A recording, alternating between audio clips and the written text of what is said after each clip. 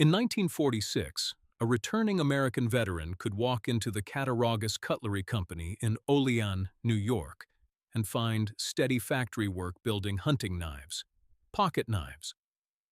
The Cattaraugus factory employed more than 700 workers in 1946.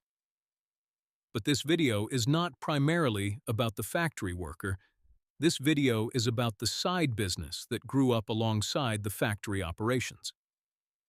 In 1946, a skilled American knife maker could begin building custom knives in his garage as a side trade, with a small forge, an anvil, a grinder. He could sell his knives to friends, to neighbors, to local hunters, and through advertisements in the back pages of outdoor magazines.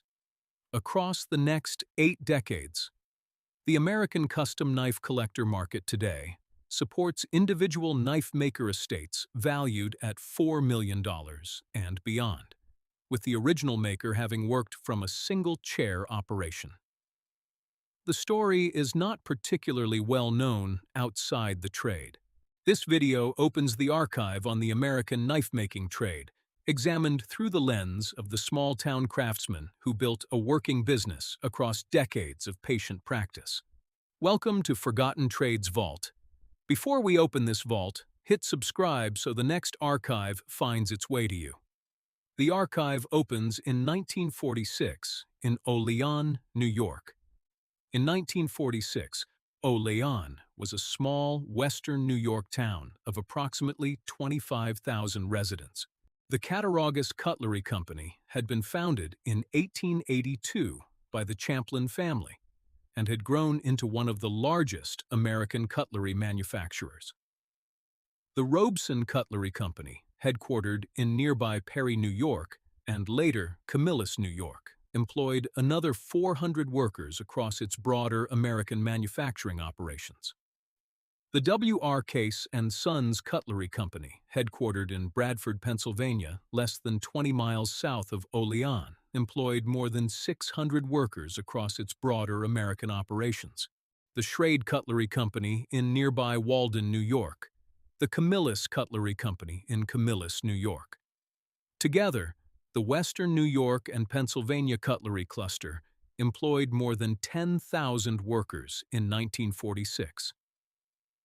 The broader American cutlery industry supported tens of thousands of additional workers across the country, with major operations in New England, the Midwest, and the Pacific Coast regions also contributing. Connecticut, Massachusetts, Rhode Island, and New Hampshire all maintained working cutlery operations through the post-war period, with regional brands serving local markets and specialty applications. The American working hunter, fisherman, farmer, soldier, sailor, and outdoorsman all carried American-made knives as a matter of course across the 20th century period of working life. The American cutlery industry had been concentrated in this region since the late 19th century. The Sheffield tradition and the Solingen tradition both found their way into the working American cutlery industry, with techniques, designs, and quality standards transferred directly across the Atlantic. The Sheffield cutlers brought the English tradition of forged carbon steel blades, bolster construction, and traditional jigged bone handles to the broader American cutlery market. The Solingen cutlers brought the German tradition of precision grinding, stainless steel composition, and the integral bolster construction that defined many later American hunting knives. The two traditions blended in the workshops of western New York and Pennsylvania, producing a distinctively American style of working cutlery that combined the best of both European heritage traditions. By the federal census of 1950, the United States supported approximately 50,000 workers in the broader cutlery manufacturing and sharpening trades across the country. The Cattaraugus Cutlery plant in Olean covered 4 acres of factory floor at its peak, with forging shops, grinding rooms, finishing departments, and assembly lines operating in continuous shifts. The factory worker in 1946 earned a working-class wage on the production line. but the factory worker was not the most economically interesting figure in the broader cutlery economy of the post-war American period. The custom knife maker built knives one at a time, often in a small home workshop. The custom tradition had been quietly building in America since before the Second World War. Bo Randall built knives for American military personnel during the war.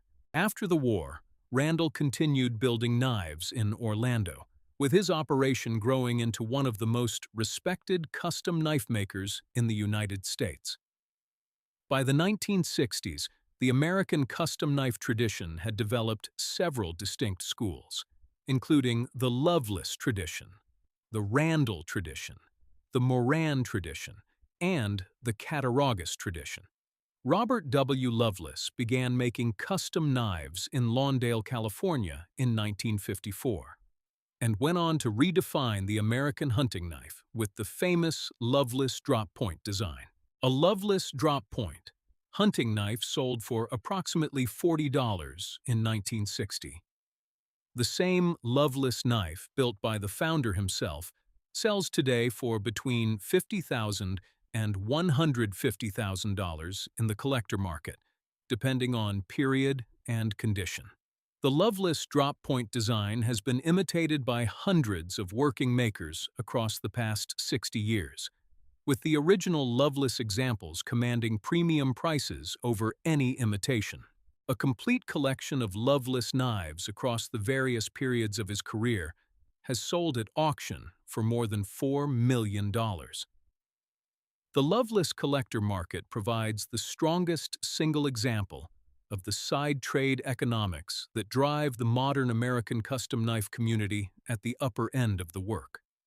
A single craftsman, operating alone in a small workshop in Lawndale, California, built a portfolio of knives over 50 years that became one of the most valuable in the trade. William Bo Moran began making custom knives in Frederick, Maryland in 1947, becoming the central figure of the American bladesmith revival movement that emerged in the 1970s. Moran rediscovered Damascus steel pattern welding techniques that had been lost since the medieval period, and established the American Bladesmith Society in 1976. The American Bladesmith Society at absnet.org became the central credentialing body for American custom bladesmiths. The Master Smith rating, granted only after a multi-year demonstration of forging skill and craft. A working bladesmith at the Master Smith level commonly sells individual knives for between $2,000 and $20,000 per piece. A single Master Smith building 12 to 20 knives per year can generate annual revenue between $50,000 and $300,000. The trade is solidly middle class to upper middle class at every level of skill. The path back into the trade does not require a 4-year college degree, does not require federal licensing. The American knife-making tradition is one of the few American working trades that has actually grown, with hundreds of new custom makers entering the market every year. The growth has been driven by collector demand for handmade pieces, by the American hunting culture, and by the development of the high-end gentleman's pocket knife market. The gentleman's pocket knife market alone has expanded dramatically since the year 2000, with individual makers commanding between $500 and $10,000 per finished knife. The kitchen knife market has expanded similarly, with American custom kitchen knife makers selling individual chef knives for between $400 and $3,000 per piece to home cooks. The hunting knife market continues to support hundreds of working makers across the country, with custom hunting knives selling for between $300 and $3,000 per piece. The tactical knife market, which emerged in the 1990s, supports custom makers building fixed blade and folding knives for law enforcement, military, and civilian carry customers. Then came the present moment, where the federal data on the broader cutlery industry tells a story very different from the custom knife collector market story. The Bureau of Labor Statistics does not maintain a separate category for custom knife makers in its Occupational Outlook Handbook. The federal data on the broader American cutlery industry shows the same pattern as so many other American manufacturing trades, with factory production collapsing across the late 20th century. The Cattaraugus Cutlery Company closed in 1963 after 80 years of continuous operation, with the Olean factory shut down and the work moved to lower-cost foreign suppliers. The Robeson Cutlery Company merged into Schrade and was effectively absorbed into the broader American cutlery consolidation across the broader American cutlery industry of the period. The Schrade Cutlery Company itself closed its American factory in 2004. The Camillus Cutlery Company closed its American factory in 2007, with the historical Camillus brand sold and rebranded as an imported product line across the broader market. W.R. Case and Sons in Bradford, Pennsylvania, remained the only major American mass-production cutlery operation that survived continuously into the 21st century without closing its American factory. The Western New York and Pennsylvania cutlery cluster that had employed more than 10,000 workers in 1946 was reduced to fewer than 500 American jobs by imports drove the decline, with cheap Chinese and other Asian cutlery flooding the American market across roughly 4 decades and undercutting domestic factory production at every price point. But the custom maker tradition survived and even thrived across the same period because the custom collector market operated on entirely different economic principles from mass production cutlery production. The custom knife maker did not compete on price with imported factory knives because the custom maker was selling something the import factory could not produce at any price point. The custom maker was selling the maker himself, with the buyer paying for the individual craftsman's skill, reputation, and unique design vision built across decades of patient handwork practice. The collector market for high-end American custom knives has grown steadily for 50 years. The Randall Made Knives operation in Orlando still produces knives by hand. The Loveless workshop, since the death of the founder in 2010, has continued to operate under Loveless trained craftsmen. The American Bladesmith Society has grown from a small group of bladesmiths in 1976 to a working professional organization with members in every American state today.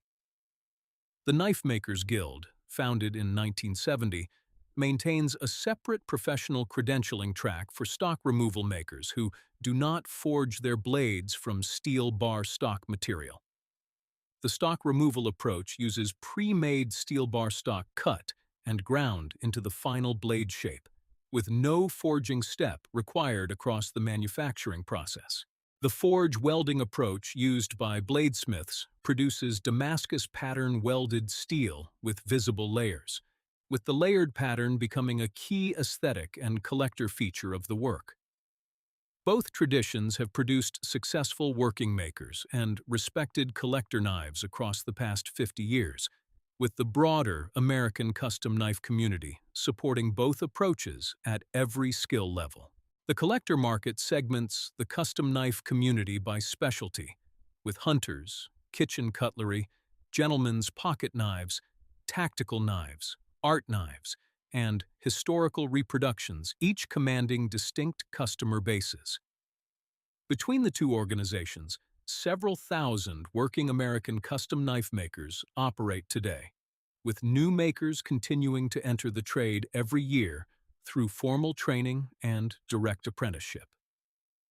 The annual Blade Show in Atlanta, Georgia, founded in 1982, has become the largest custom knife show in the world. The show generates tens of millions of dollars in custom knife sales across 4 days of operation, with the largest individual sales exceeding $50,000 per piece. The work is recession-proof in a way most office work has never been. The pandemic of 2020 actually accelerated the custom knife market, as homebound Americans rediscovered hobbies that included knife collecting and custom commission work at every price point. The arrival of large language models in 2022 and 2023 did not threaten a single working American custom knife maker. A language model can describe how to forge a Damascus steel blade. The hand that forges, grinds, polishes, and tests a finished blade is irreplaceable. The custom knife maker can build his entire business in a small workshop attached to his house, with no employees, no commute, and no organizational hierarchy beyond his customer base. He sells direct to collectors through his own website, through specialty dealers, through knife shows, and through commission orders from longtime customers who return year after year for new pieces. He sets his own prices, his own production schedule, and his own design direction, with no manager above him in any American industry today. The customer base is loyal and patient, with serious collectors often waiting 2 to 5 years for a single knife from their preferred maker without complaint about the delay involved. A working knife maker in his garage can build between 10 and 50 knives per year. At the upper end of the market, a senior master smith with collector demand can earn more, with annual revenue routinely between $250,000 and $700,000 on a single chair workshop operation. The path back into the trade is shorter than the path through any 4-year college program. The American Bladesmith Society, Hammer, in-school program operates intensive weekend and week-long training sessions taught by working master smiths across multiple American states each year. The annual Hammer in events draw apprentice and journeyman smiths from across the country, with experienced master smiths teaching forging, heat treating, and finishing techniques across full weekend workshops. The cost of attendance runs between $300 and $1,000 per event, with most apprentices attending multiple events across 2 to 3 years of building skill toward credentialing. The American Bladesmith Society Journeyman Smith Test requires the candidate to produce 5 knives demonstrating specific forging skills, including a Damascus blade and one that can cut rope cleanly. The Master Smith test adds further requirements, including a Damascus blade with a specific minimum number of layers and a forged knife capable of bending 90 degrees without breaking. The credentialing process takes most working smiths 5 to 10 years from first apprenticeship through full master smith rating, with steady progression marked by skill demonstration rather than tuition payment. The New England School of Metalwork in Auburn, Maine, the Texarkana College Bladesmithing Program in Texas, and the Haywood Community College Program in North Carolina all offer formal training. The Texarkana College program was developed in partnership with the American Bladesmith Society and remains the only college-level bladesmithing degree program in the United States. Direct apprenticeship with a working maker, often on a hammer-in weekend basis, remains the most common path into the trade for serious students entering the American custom knife community. Within 3 to 5 years. Within 10 to 15 years, a master smith with strong collector demand can build a 6-figure to 7-figure operation. The Olean cutlery cluster of 1946 is largely gone, with the Cattaraugus and Robeson factories closed, and the Western New York mass production industry effectively ended. But the custom knife maker tradition that grew up alongside the factories has thrived across the same period. The trade is one of the few American working trades that has actually expanded, with hundreds of new custom makers entering the market every year through formal training. The collector market is unambiguous, the demand projections are strong, and the path back into the trade is well documented across multiple American institutions and professional associations. Every economic decision can be reconsidered by the person standing at the forge, hammer in hand, ready to learn the trade that builds working knives for collectors and users.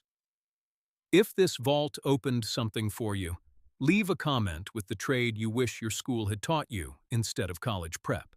The next vault holds the final entry in this series, opening the archive on a trade that once anchored an entire small American city in the New England industrial economy. The story begins in Waterbury, Connecticut in 1954, at the peak of an American working trade that would be reduced by 80% across the following 4 decades. The next vault opens soon,